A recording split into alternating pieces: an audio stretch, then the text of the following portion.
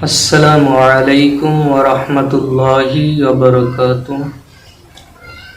Alhamdulillahi nahmaduhu wa nasta'inuhu wa nastaghfiruhu wa nu'minu bihi wa natawakkalu alayhi. Amma ba'd. আজি এটা বিশেষ কথালৈ আহিছোঁ।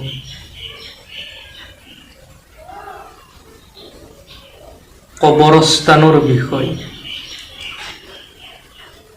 আজিকালি বহু জাগাত এনেকুৱা দেখিবলৈ পোৱা যায়, কবৰস্থানত মানুহবিলাকে, মহল্লাৰ মানুহ, গাঁৱৰ মানুহবিলাকে গৰু দিয়ে, গৰু চাৰে, গৰুৰ ঘাঁহ কাটি আনে, ঘাঁহ দিয়ে, গৰু তাত চাৰে। এইবিলাক আচলতে চৰিয়াতে জায়েজ দিছে নেকি?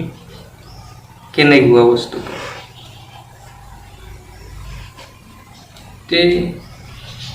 আচলতে যদি কিতাপত আপুনি চাই পাব, কবৰস্থানত আপোনাৰ গৰু দিয়া হাৰাম আছে, গৰু চাৰা হাৰাম আছে, কবৰস্থানৰ ঘাঁহ কাটি আনা হাৰাম।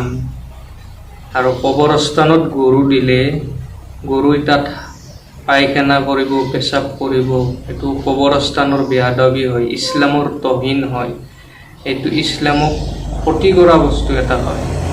গতিকে দোস্ত বুজুৰ্গ, এইখিনি বস্তু এটা মহল্লাৰ কবৰস্থানত যদি এনেকুৱা হয়, মহল্লাবাসীৰ সকলো যিমান মানুহ আছে তাৰ কাৰণে ৱাজিব হ'ল, যিবিলাক মানুহে তাত গৰু দিয়ে বা গৰুৰ কাৰণে ঘাঁহ কাটি আনে, সেইবিলাক মানুহক মানা কৰাটো ৱাজিব হয় সকলো মানুহৰ কাৰণে।